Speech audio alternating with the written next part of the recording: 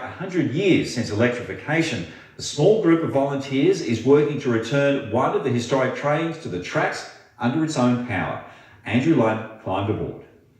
They were Melbourne's first electric trains, and for 65 years they were a regular sight as they rattled their way around the suburbs. On a cold day they were drafty, so you have to be well rugged up.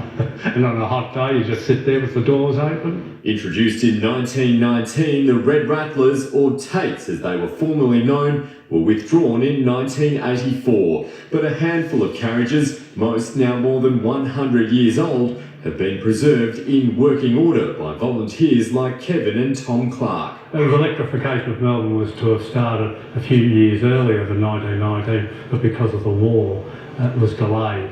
So some of the carriages had already been built. They ran excursions until 2004, when red tape forced the Red Rattlers off the line, unless they were pulled by another engine. But a $1 million Commonwealth grant aims to allow the historic trains to return to the rails under their own power once again. It's very difficult if you think about it. In the first place, getting a brand new train on modern day tracks. Imagine trying to get an old historic train with the necessary safety features, the brakes, the communications to go basically the Belgrave or Pakenham train lines. Work to bring the Red Rattler up to modern standards is expected to take another 3 months, but it's hoped this train might be granted a special exemption so it can run on the 100th anniversary of railway electrification at the end of May. Melbourne has evolved significantly since those electric trains started ferrying passengers between Essendon and Sandringham. Commuters now take air conditioning and automatic doors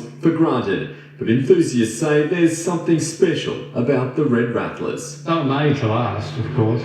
I'm sure the new ones won't last that long. So for those who yearn for the all stations from Flinders Street to Memory Lane, this could be just the ticket. Andrew Lund, 9 News. Nice story.